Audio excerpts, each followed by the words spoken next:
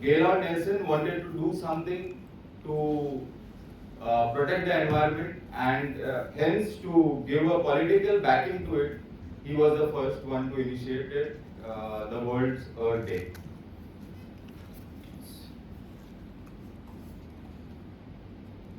So what we save saves us is the theme of this presentation. And Earth Day, as you see, is celebrated to fight against pollution, to fight against all the side effects of progress and speed that are happening, and to preserve and protect whatever we have, be it the endemic species, be it our soil, be it nature or air that we breathe. So this presentation is going to be a two-part presentation, wherein in the first half I would be describing the why, how and what of hydroponics, and the second part is going to be question and answer session.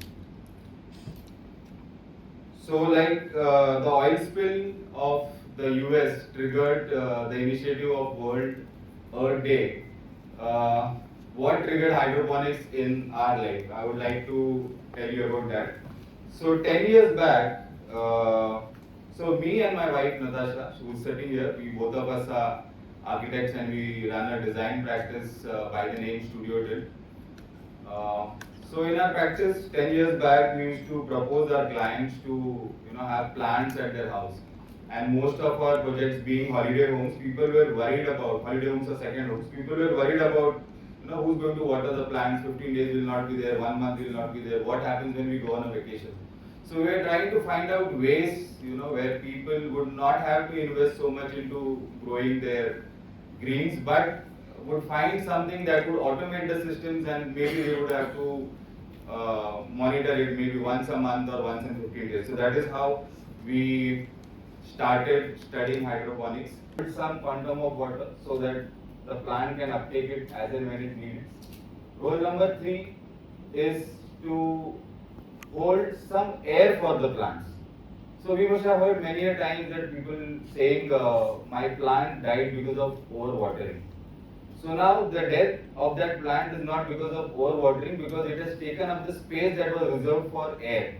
So the plant actually dies because the roots are not able to breathe. So first role was to provide home for the bacteria. Second role was to provide space for air. The third is to provide space for water. The fourth and the very important role is to provide anchorage. So soil is something that is anchoring the plant and it's helping it to grow on the top in the shoot zone erect. And the fifth role is to provide the plant with a dark zone. So what does the dark zone do? The dark zone actually protects the roots from sunlight so that fungus and algae does not grow on the roots. So these are the basic 5 roles that soil play in the life of plant. We will go through this again because this is going to be very, very important. Soil, role number 1, provides home for the microbes. Second, provides space for water. Third, it provides space for air. Fourth, it provides anchorage to the plants. And fifth, it provides a dark zone for the plants.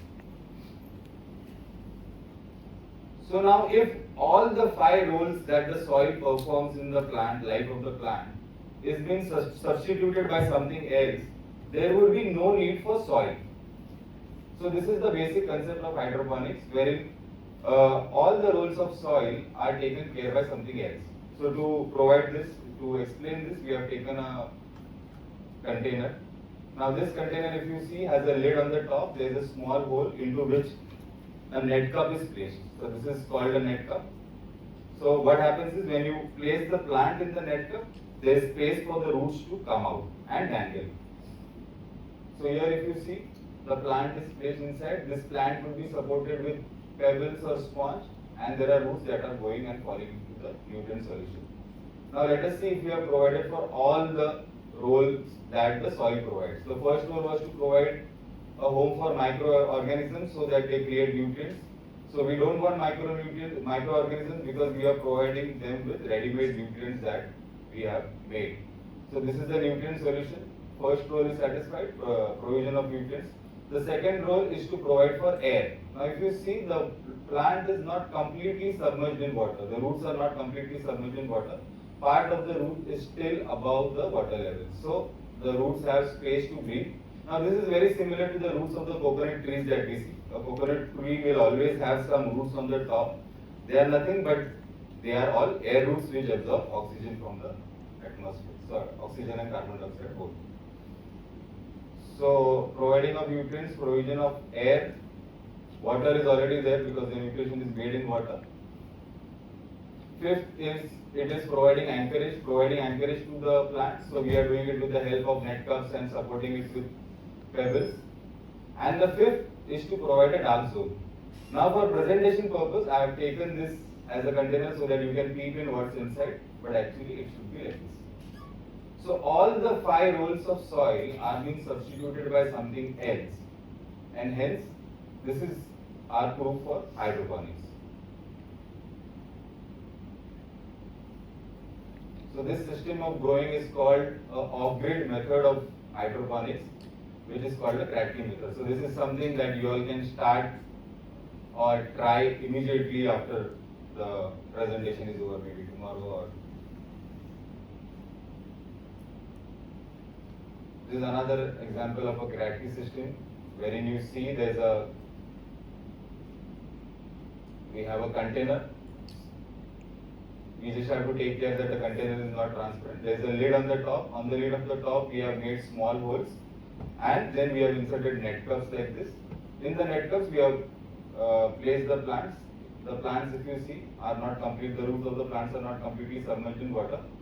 They are partly above, so that there is some provision for air.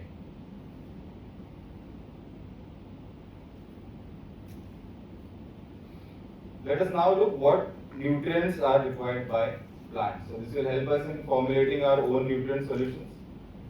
So the macronutrients means the nutrients that are required in larger quantities are carbon, hydrogen and oxygen. We don't have to provide carbon, hydrogen and oxygen to the plants. They are available in the atmosphere. The second set of primary nutrients is nitrogen, potassium and phosphorus, which is called as NPK. Then there are secondary nutrients which are required in a little lesser quantity than the primary nutrients, which are calcium, magnesium and sulfur. And then comes micronutrients, which are also called as trace elements because they are required by the plants in very minor quantities. So those are copper, zinc, boron, molybdenum, iron, manganese, chlorine, nickel, cobalt, sodium and silicon, totally contributing to about 20 nutrients. So now what are these nutrients? These nutrients are all mineral salts which are obtained from mineral ores. So when we talk about nitrogen, potassium and phosphorus, it comes in a package which is called NPK. You must have heard NPK or urea. That is nothing but the primary nutrients that plants need. So in this package of NPK, nitrogen, phosphorus and potassium are charged ions which are bonded very loosely, which means that the nutrients are water soluble, and the moment you dissolve them in water, they are going to disintegrate as nitrogen, potassium and phosphorus as separate ions. The secondary nutrients are calcium, magnesium and sulfur. So calcium, magnesium and sulfur come in the format of either calcium nitrate or magnesium sulfate. So these are the secondary nutrients that we are talking about. Trace elements will generally be a mixture of all micronutrients together. So when you buy hydroponic nutrients from the market, you are going to be asking for NPK, which is going to be a part 1, calcium sulfate and magnesium sulfate, which is going to be a part 2 and 3, and micronutrients, which are going to be a part 4.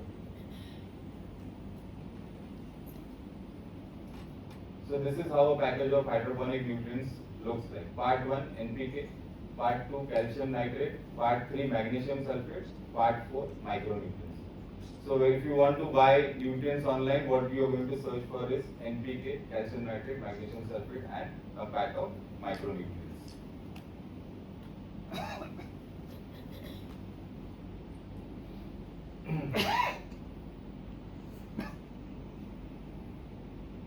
So now how to make this hydroponic nutrients?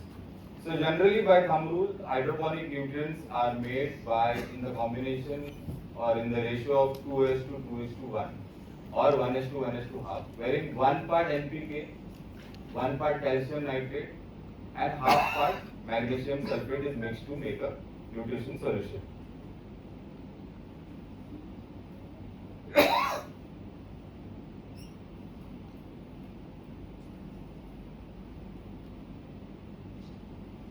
So now what all do we need to start a DIY hydroponic experiment? We need only 3-4 things. So I'll show you what all we need.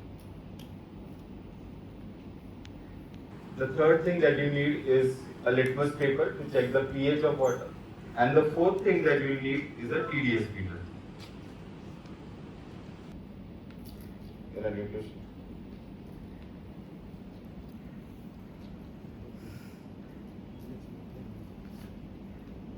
So this is how a TDS meter looks like, and it has values that come when you dip it into water. Litmus paper are just litmus that we must have seen in our school. We dip this in water and the color changes, and you have to match it with the color here. It will tell you what pH it is. So let us now see what pH of water is. So water is basically made of hydrogen and hydroxide ions. So H plus OH makes it H2O. When H and OH bond, they form a compound called water. So if in water the OH ions are more, the water is called alkaline. If the hydrogen or the H ions are more, it is called as acidic. So by dipping this litmus paper into water, we will come to know about the pH of water that we are using. The pH for water, the pH of water that we use for hydroponics should ideally be between 5.5 to 6.5.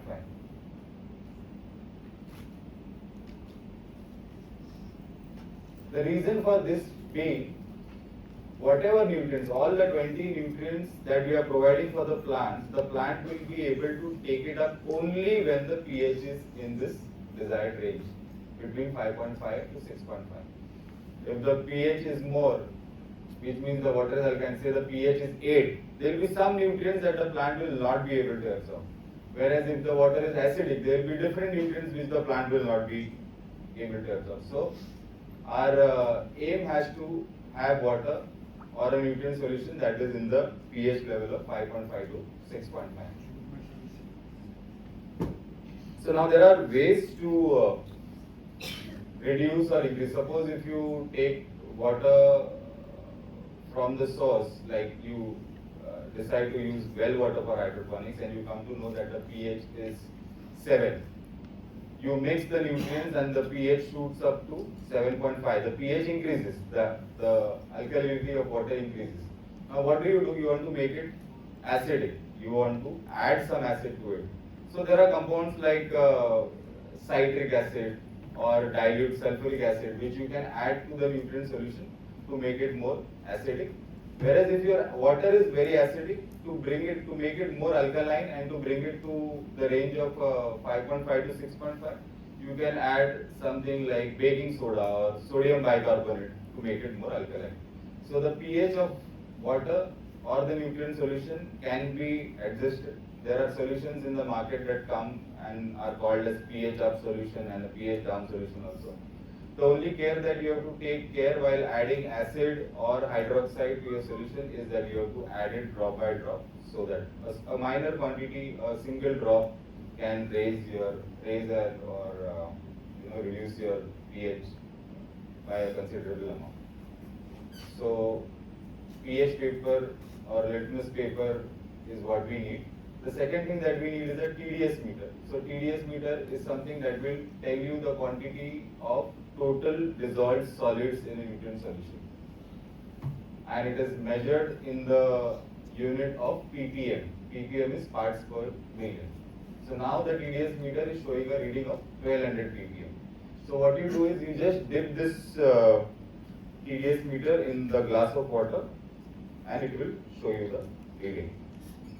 we can also try to see what is the pH of the water that we are having here.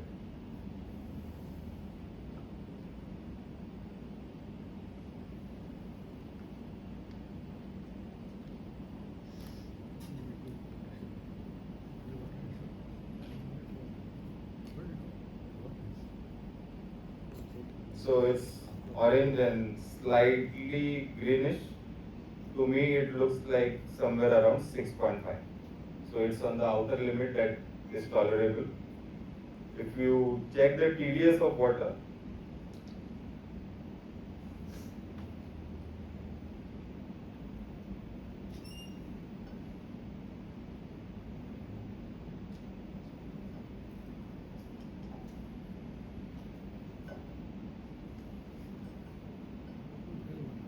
so the TDS of water is around 100.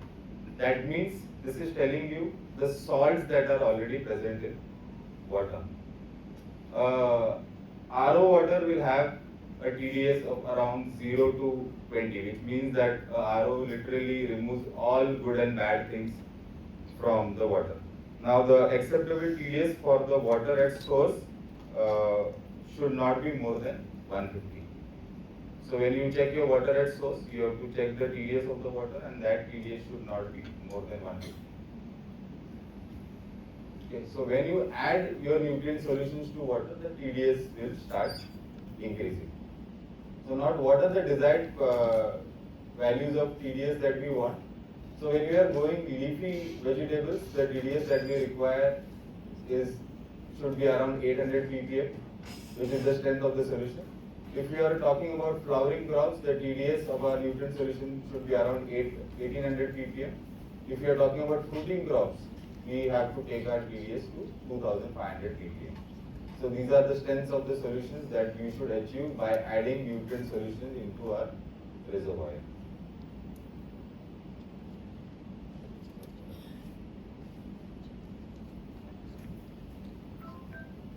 A very debatable question that comes to us all the time is hydroponic organic? Now in India we cannot certify things organic which do not include mud. So soil has to be there to call it organic, but so in India we don't call it organic. But there are a few organizations in US who call hydroponics as organic. So now when we talk about pesticides and insecticides entering our system because of the vegetables and fruits that we eat, the pesticides or the harmful chemicals that enter us are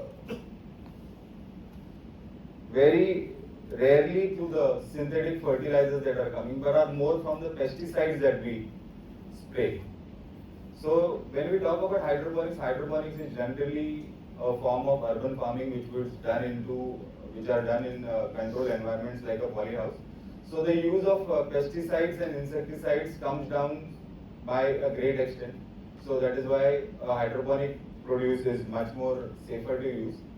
When we talk about fertilizers, the fertilizers that we are providing our plants in hydroponic systems are all mineral salts, which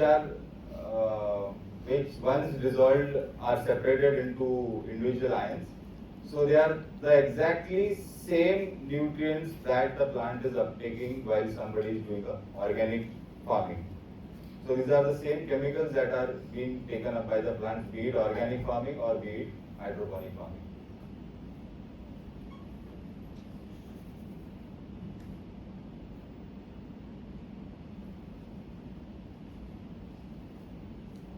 So now what happens, why do we call that the quality of the soil is depleting because of these chemical fertilizers?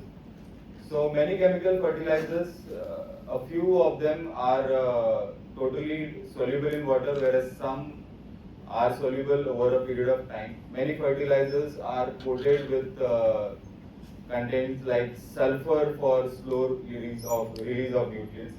So what happens is when we add nutrients to the soil, the nutrients stay in the soil. So when something is staying in the soil, that means it is taking up space for something else in the soil. So when we add synthetic nutrients, and they are not completely soluble in the soil, what happens is this takes space that the microbes thrive, they take space for the air that is there, they take space for the water is there, finally depleting the quality of soil.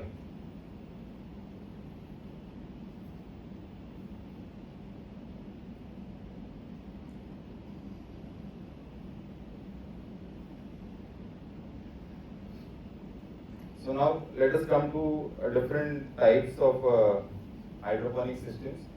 The first type and the very famous and the commercial type is called a nutrient film technique, also called as NFT system.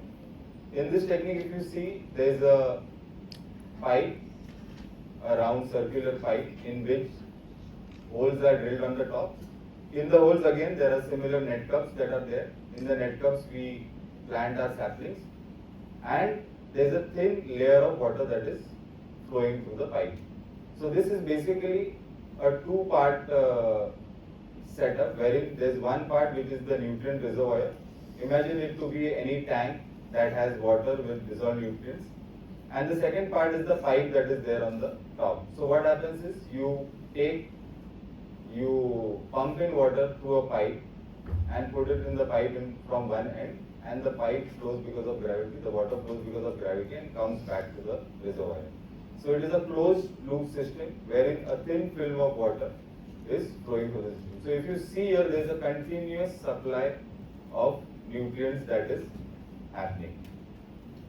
So nutrient film technique is a technique through which continuously water flows through the pipes. The plants are placed in net cups by drilling holes in the pipes. The go media is air. That means there is nothing in this net cup. You could use some inert media like stones, but there is nothing that is organic or reacting with the plant or helping the plant to grow. So the grow media is air. The roots get enough supply of oxygen and nutrients. So the dangling roots will get enough supply of oxygen, whereas the enough supply of nutrients is through the film of water that is passing through the pipe. Now in this case, a power supply could cause problems. So you always need to have a power supply backup, and it is the most suitable system for commercial growing. Now why is it most suitable system? Because you can stack pipes one above the another. If you see in the next image, this is what is called a A-frame NFT system, wherein this is the A-frame, which could be made of wood or metal, and you see these pipes which are stacked one above the another. Now this A-frame is inclined so that every layer of plant gets sunlight from the top. So what is happening here is you could see the connections wherein the pipes are connected to each other. So what is happening is you see this is the water supply line. A thin film of water is flowing through the pipes from here to here, from here to here, in a very zigzag way, and then finally going back to your reservoir. So it goes here and the outlet is here. It connects back to the reservoir. From the reservoir, the water is pumped in again, and the process keeps on happening for 16 hours a day.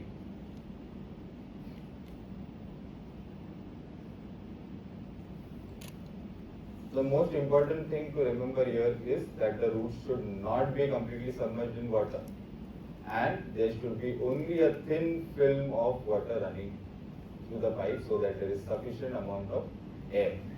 Now let us see if all the roles that the soil was playing are satisfied by this system. The pipe is obviously not non-transparent. We are showing it transparent so that you can see what is happening inside. So a non-transparent pipe that you see here. So it is providing for dark zone. The system is providing for nutrients. The system is providing for air. The system is providing for support of the plants. So all the roles that the soil was doing are satisfied. So the system works great for commercial growing.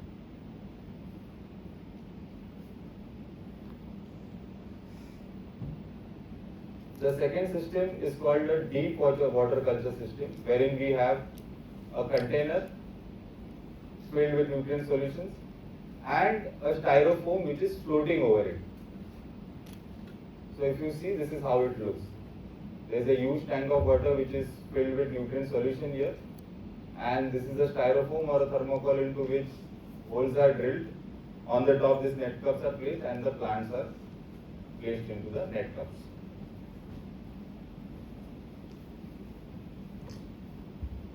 So if the plants don't stand in the net cup, this is what you use to support them. This could be pebbles or clay balls, hydrotons, something that will only support.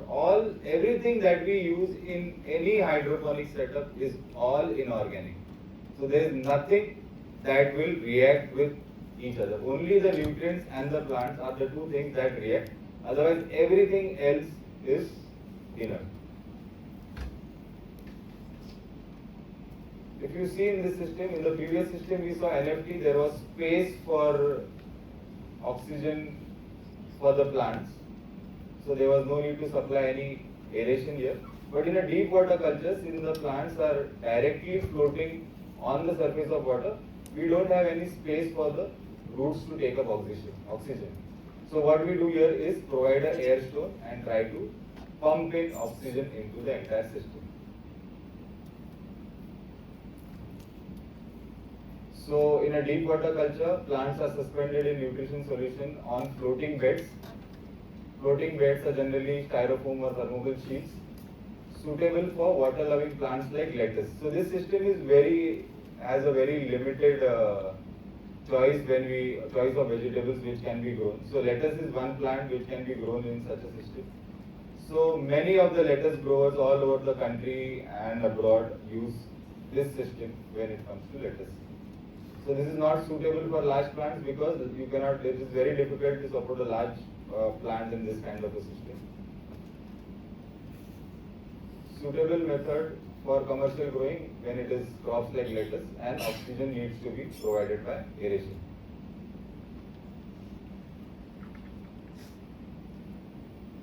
The third system is called a wick system, wherein you have a nutrient reservoir at the bottom. The plants are in a different container. The roots are not touching the water, but there are wicks that pump in water to the top. To show you an exact example of this, could be something like this. Like even if I do this and then have a wick suspended from here, this would be a hydroponic wick system.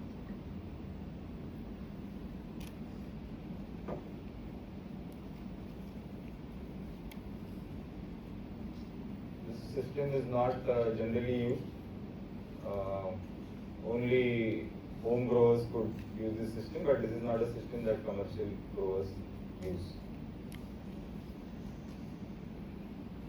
The third system is a drip system, and the drip system has two types. One is drip recovery and one is drip non-recovery.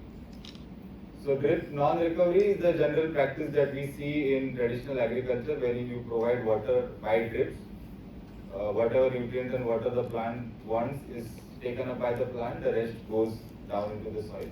Whereas when we talk about hydroponics, we are providing the plants with hydroponic nutrients which are expensive and we don't want to waste them. So in hydroponics, drip irrigations generally are used with a system of drip and recovery methods. So if you see here, the water is provided with these drip lines, and at the bottom, whatever excess water is there is going back to the reservoir. So this is an example of a drip and a recovery method.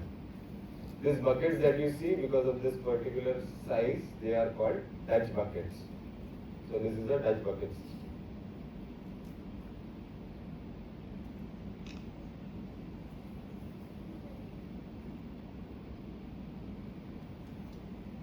So drip system is the most widely used system worldwide when we are talking about traditional agriculture.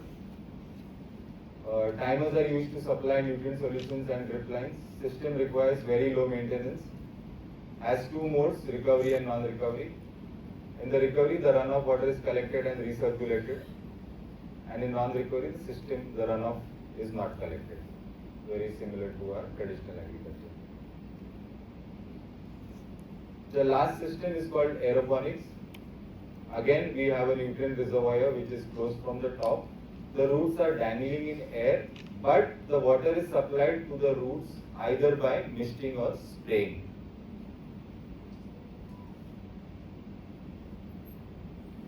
So a very good example for this would be, imagine this to be the reservoir. We drill holes on the top, we insert net cups, and we let the roots hang. There's very little water at the bottom, and the water is provided to the roots by misting.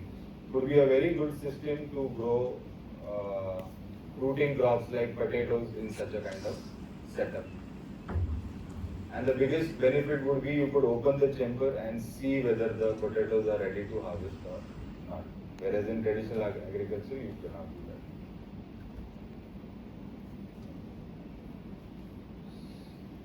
that. These towers that you must have seen also are an example of aeroponics, wherein this is your nutrient reservoir.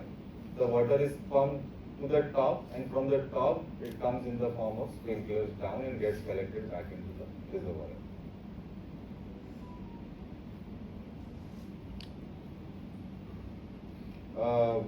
I'll be sharing this presentation with you, so don't worry, I'll be sharing this at the end of the session. The second system is called the EBV and flow, ebb and flow method, wherein we have a nutrient reservoir at the bottom and a grow container on the top of it. So what happens is, this grow container is filled with pebbles or hydrants and the plants are directly placed into it. This system is called EBV and flow method because we periodically will be filling this container with water at a very low speed, and the water will come out with a high speed. So every 4 hours, it will take around 10 minutes to fill this water and 2 minutes to for the water to exit back into the reservoir. So this is called the EBV and flow method, and it looks like this. So there's a tank. So here we have taken a fish tank instead of a nutrient reservoir, and there's a grow bed on the top. So every 4 hours, water will fill in slowly and will exit out at a fast speed. So this system is also good for rooting crops like potatoes or beetroot or radish, wherein the roots cannot be in constant touch with water. So they will be in touch with water every 4 hours for around 10 minutes, and then the rest of it will be dry.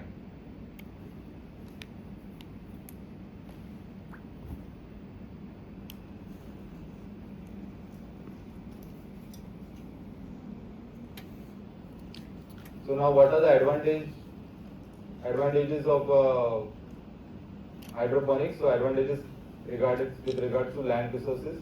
There is no restriction of location. Hydroponics can be practiced anywhere you want to have your farm on this table. You can do it right here. To supplement natural light, you can have a grow light on the top. You can have your farm in your balcony. You can start growing your food in the balcony. So when we are talking about those grow towers, we could have those grow towers could give you around 150 leafy vegetable heads every 45 days. So that is the amount of food that we can produce. So if you see this, there are grow towers. Now this is a 40 planter grow tower. There are grow towers which have a capacity of holding 180 plants. Any balcony can hold 2 of these, and the harvest cycle for leafy vegetables is around 45 days. So you can enjoy 180 heads of vegetables every 45 days. So that is the amount of food that you can grow in a small balcony. So there is no restriction of location. You can do it in your balcony, at your home, on your windowsill, on the terrace. No soil is required. No residue pollination by pesticides. Since you are doing it in a protected environment, there is no need of pesticides and insecticides to be used. The yield is 4 to 5 times in the same place. Now, why do we say the yield is 4 to 5 times? Let us go back to the slide of NFT, which is the most commercially used system. Now, generally in traditional architecture, there is a specific spacing that needs to be followed for every plant. The reason being, one is the plant needs space for the leaves to grow. So these plants will need some space between them to grow. Secondly, plants, when they are placed too close to each other, will fight for nutrition.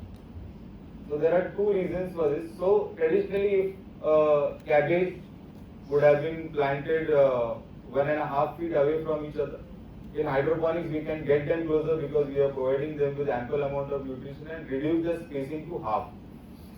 So horizontally when we talk, we can reduce the spacing by half. So that means horizontally we are growing 2 times of what we could actually grow. And then we can also grow vertically, stacking them one above another. So here if you see, we have 1, 2, 3, 4, 5, 6, 7, 8 stacks. So horizontally 2 times and vertically 8 times. That makes it 16 times more food in the same space. So that is what the slide says.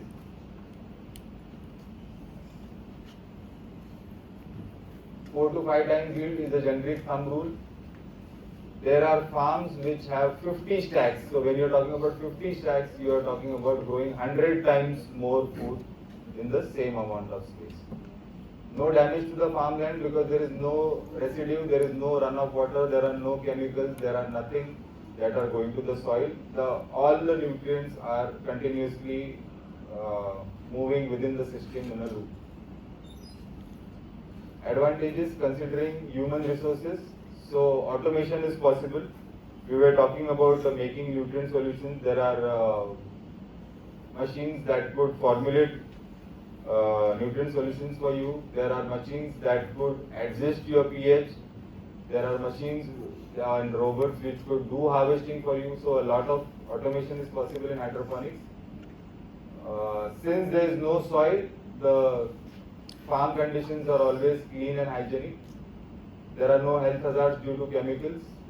Since we are not spraying insecticides or pesticides, there are no health hazards. A lot of job opportunities are opening for agricultural students and professionals. And there is minimal involvement in the process because a lot of it could be automated. When we talk about yield, the yield is obviously pesticide, insecticide free. The growth is faster. The growth is faster because of the reason being we are giving the plants exactly what they want and in the exact quantities that they need. So the growth is faster. Since the growth is faster, the yield is higher. A second very important thing is, for example, we are growing cherry tomatoes in our farm. When you are doing it in traditional agriculture, the cherry tomato would be of a different size at different places in the farm because of the nutrition that the cherry tomato is getting from all those nooks and corners.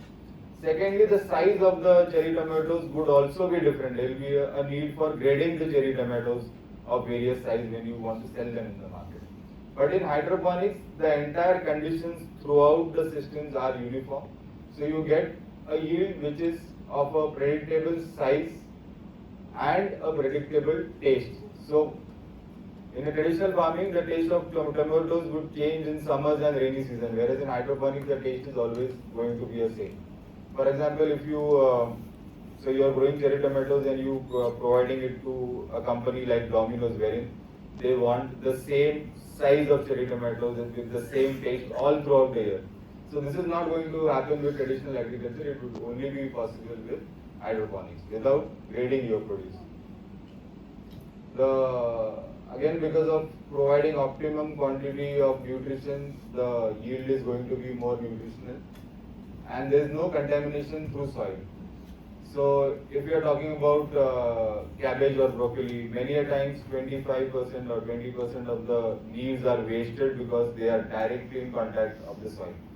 So here in hydroponics, things are cleaner. You don't have to worry about the wastage that happens because of getting in contact with soil. Advantages considering farm management, it is optimum use of mineral nutrients. So nothing is going and being wasted in soil. Complete control over environmental factors. If you build a polyhouse like that which takes care of humidity, temperature, everything, you need not worry about the environmental factors.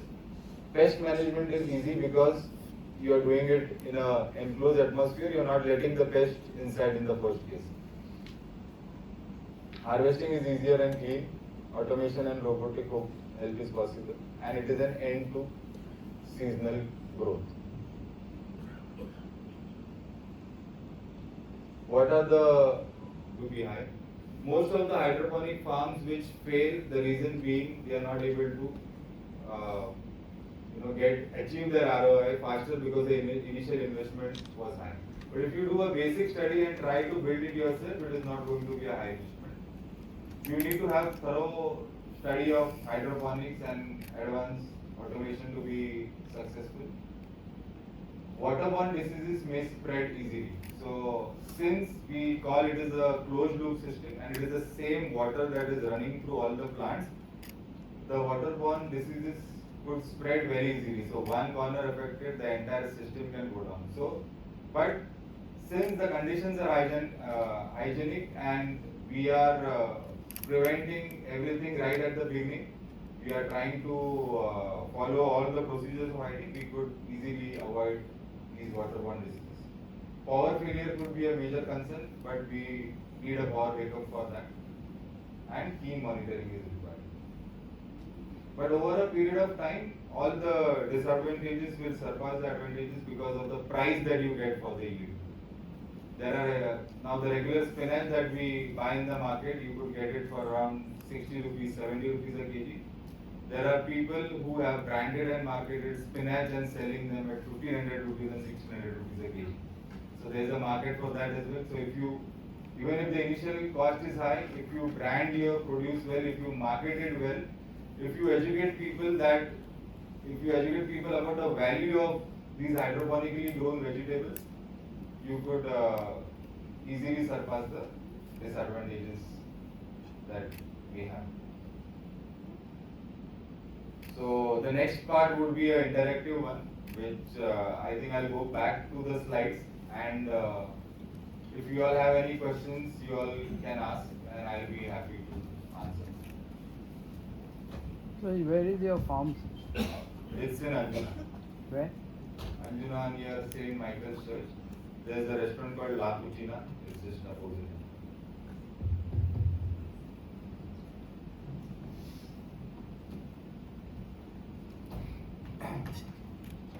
It's a little complex, but there's no rocket science here. It is very difficult when I am talking and there's no feedback from the audience. So that part is over now. Let us discuss, let us talk, and I'll answer all your doubts and questions. Basically, when we go for hydroponics, we need saplings only. What about the germination part? That cannot be done in this. So hydroponics, when we talk everything, we have put soils and microorganisms separately altogether. So hydroponics, you have to sow your seeds in coco peat and then take those saplings and plant them in your system. Yeah. It is the same way that you do in soil, you just have to do it in coco peat. So seeds in the beginning stages, like till the true leaf comes up, the seeds don't need any nutrition. So they are okay to grow on a media that has got no nutrition. So you can grow them in coco peat. When the leaves come out and the roots are around 1.5 inches to 2 inches long, that is the time when you can insert them into the system. And when we talk about organic thing, like we are buying this synthetic nutrients. Correct. Instead, have you tried with dried cow dung powder or something like that? So organic nutrients are possible. There are a lot many compost tea that people use, wherein you use your garden waste, tie it in a muslin cloth, dip it into water, provide it aeration. After some days, there will be some frost that has happened. That is when you know the nutrition is formed. You can use the same in hydroponics also, but then the process becomes very complex. So you have to take care of lot many things, lot many bacteria there, which is a difficult thing to manage. There is another part of hydroponics which is called aquaponics. So instead of nutrient water, we use fish water. So that is a totally organic thing, organic way of doing it. But hydroponics is something which you decide today and can start tomorrow. If you want to start with a farm of like 10,000 leafy heads, you can do it in one go. Whereas if you are doing organics and if you are using organic fertilizers to do it, you will have to do it step by step, wherein everything, the bacterial colonies have to stabilize over a period of time. It is not instant process, whereas hydroponics is a very instant process. Have you ever tried with dried cow dung powder, like mixing with water and? We have tried, yeah. Yeah. So We at our farm we have a hydroponic setup also, and an aquaponics setup. The farm is basically an educational farm wherein all these systems are installed and So is there any difference between this and that, like? So when you do it with organic things, like when you use organic nutrients or you use aquaponics, the yield is definitely going to be superior than hydroponics. But then that process will take a lot of time.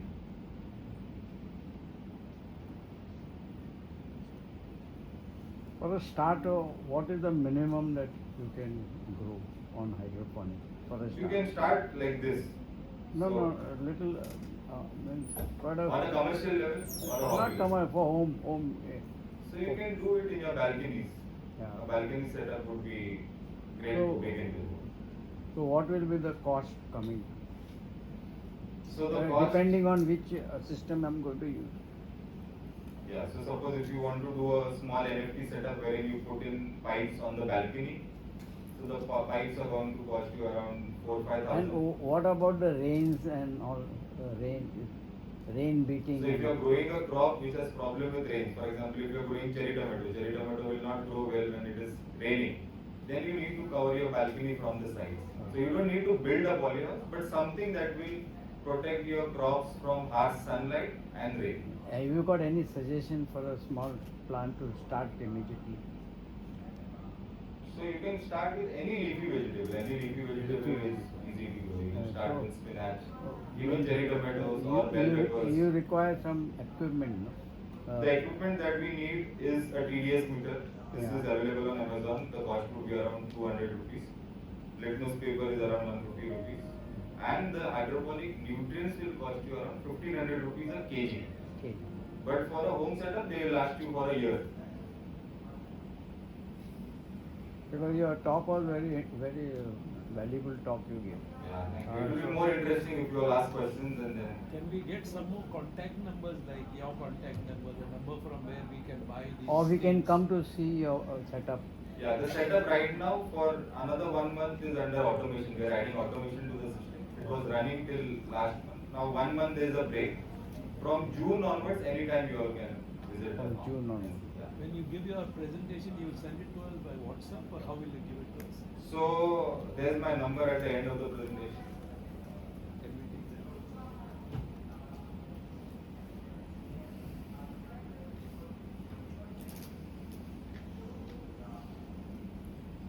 So just WhatsApp me with WED word Earth Day so that I understand it is somebody from your side. When you WhatsApp me, I'll send you this presentation and then there will be a link if you want to be added to our WhatsApp group also. There's a WhatsApp group in which you can join and ask questions as and when you feel like. What I wanted to know that hydroponics you only can start from seeds, or if you have cuttings which are rooted. You can start it from any plant. You can take a plant that exists as grown, you can uproot it and put it in your hydroponic system. The only thing that you need to do is, because the roots will have a lot of microbes to it, what you will have to do is wash the roots, clean them, and then you can clean them with hydrogen peroxide solution. So there is a hydrogen peroxide solution that you get in the market. Add 30 ml of it to 1 liter of water, dip the roots inside it and put it in your system. And what about the lighting? Suppose you're growing it in your balcony, what about the lighting? So if there is less light, there are grow lights that are available but are expensive. But to begin with, even our normal LED tube lights are enough. Oh, no, but if you are getting like east facing sun, that is enough? Yeah, that's enough. That's enough. This process goes on whole day and night. The water moving in the system, Yeah. it has to be on as long as the sun is there. So 16 hours a day. Alright. So morning 6, the plants start producing their food with sunlight and carbon dioxide. That is when the process begins. And that process goes on till the evening. So all the activities are happening between morning 6 to evening 6. That is the time the sun is on.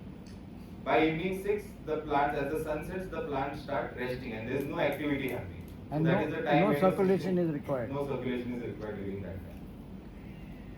So even if you are using grow lights, the grow lights have to be on from morning 6 to evening 6. If the vegetables that you're growing face some kind of infection, Yeah. what can you do? So for pesticides and insecticides, what we use is once every 15 days we spray them with a tobacco spray. Tobacco spray is nothing but tobacco, the tobacco that people eat. You just dip it in water and then strain the solution. So one is that once in 15 days we spray our plants with neem oil. So in hydroponics or aquaponics, the best way to avoid diseases is to prevent them. So even if the pests are not there, we are doing this periodical spraying every 15 days. So, Those so tobacco water tobacco, and neem oil. neem oil separately on separate days to be sprayed in the evening when the plants are totally out of their activity. We can also use cinnamon spray. And then you don't spray tobacco spray for like 3-4 cycles. You always keep on changing your insecticides and pesticides so that the plants don't get used, so the pests don't get used to it and develop immunity against it. And if I want to do like ginger, turmeric in hydroponics, how do I do it? So ginger and turmeric is generally done in drip and non-recovery method. So this is the method that is generally used for ginger or turmeric. So here, this could be a normal poly bags also, the normal nursery bags. You just have to fill them with coco peat and then provide water with drip. Water as in nutrient solution with drip. So it goes continuously, the drip No, goes. the drip will not go continuously. So there are two methods that we discussed. One is the drip recovery. Yeah. If you want to do drip recovery, it will be a very expensive thing. You can grow with a drip non-recovery. Okay. Wherein the first time you water the plant, you know that if I water the plants for 10 seconds, the water starts coming out. So you stop at 8 seconds. Oh. So that is how much you water. So you are not, it's a non-recovery method, but still you are not wasting the nutrients. The second system in which rooting crops can be grown is the EBBM flow method, wherein the roots are not in contact water. Only once in 4 hours, the grow bed is filled with water and the water escapes back to the reservoir immediately. These pictures you showed, is there an enclosure on top or is it open to the atmosphere? So when you are doing it commercially, you will need an enclosure because you are producing it for somebody with a promise that you will deliver. When you are doing it for your own self, there is no need of an enclosure. Enclosure is just to protect against pests. So if you are doing it as a hobby, So a squirrel. enclosures of what type? I mean, of polythene or it has to be a. The most economical would be polythene. And what about the sunshine?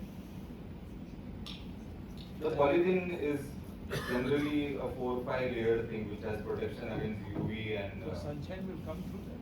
Yeah, it has to be a transparent white thing. So you could also, instead of using plastic, you could also use shade nets, the green shade nets that are there. So not the green ones. You will have to use the white ones because green is the color that the plants don't want. That is why they reflect, and then that is why we see the plants as green. Are you doing this hydroponic farming or doing a commercial way? Yourself? Yeah, we don't produce much, but we sell our produce. We value add it, like we do microgreens also, but we don't sell microgreens. We sell microgreen powder. So the last batch was we grew turmeric. We didn't sell it in a raw form. We made packets of turmeric powdered form and sold it. So our main profession is architecture, interiors, landscape. This is a hobby, and then it's a sustainable hobby that takes care of the farm through training.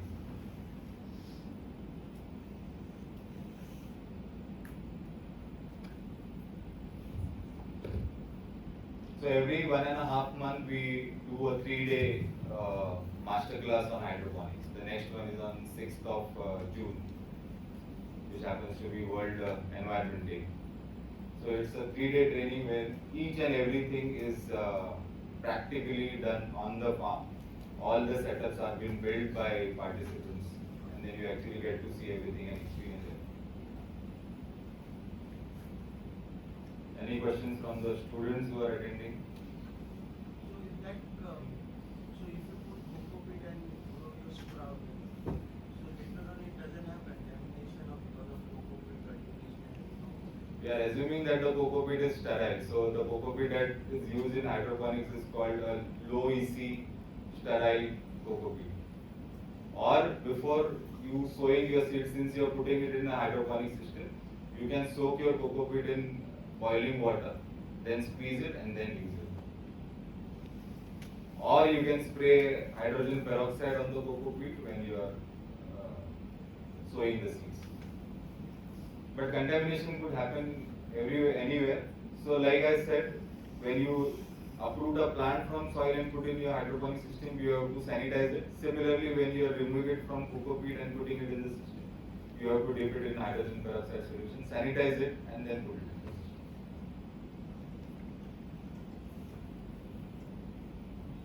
So in these closed water systems, the water is now circulating for the next 45 days. Correct, yeah. There will be some loss through evaporation. Correct. Assuming. Do we have to replenish that? Yeah, so that is why you use the TDS meter. So every week you check your water and check the concentration of the nutrients.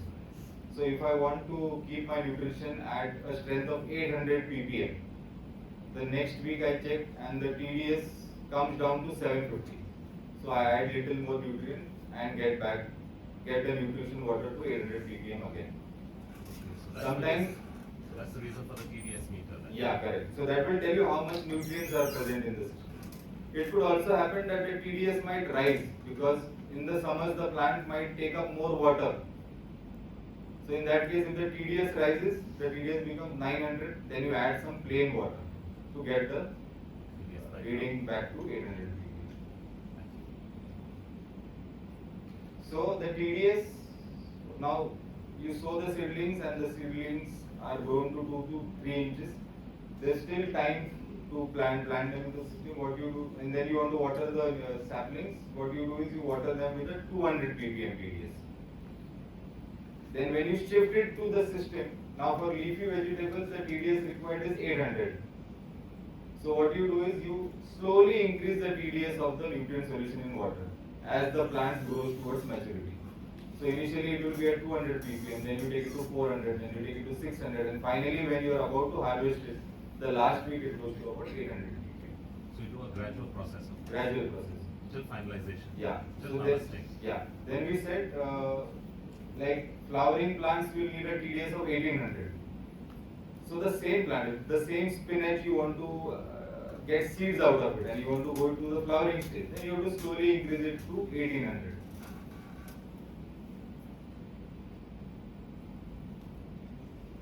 So all those 4-part hydroponic solutions that I told you is the one and the first and the foremost thing to remember is whenever you are making your own nutrition solution, say you buy NPK, calcium nitrate, magnesium sulfate and micronutrients. The very important thing to remember is you have to dissolve each and every one of them individually in separate containers, so that you have NPK split properly between N, P and K, calcium nitrate split into calcium and nitrate, magnesium sulfate split into magnesium and sulfate, and all the micronutrients also separated. Then you add them into your reservoir one by one. So they are not mixed all at a time together. They are all dissolved separately and then mixed. No, but when you're using this NPK, suppose you want to do it like in a bucket. So first you can't like mix the NPK, like then mix it in the water, and then in that same add the calcium nitrate and mix it like. Yeah, you could do it. You can do So that. one bucket and one reservoir. You dissolve this first, put it, then you dissolve calcium nitrate, put it, then you dissolve magnesium sulfate, put it, then you dissolve micronutrients and put it. That is okay. But all of them put together and dissolved No, would. but if you do it like first you add the NPK, you mix it. Then once that is mixed, then you add your magnesium sulfate and mix. You can't do that in the same bucket.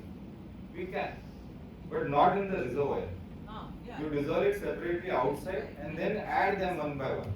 If you now we are saying that NPK will disintegrate into nitrogen, potassium, and phosphorus separately. But if all of them are there together, dissolved together, there are chances that they might bond with each other and form a different chemical compound. We don't want that to happen. So formation of compound generally happens when they are in higher concentrations.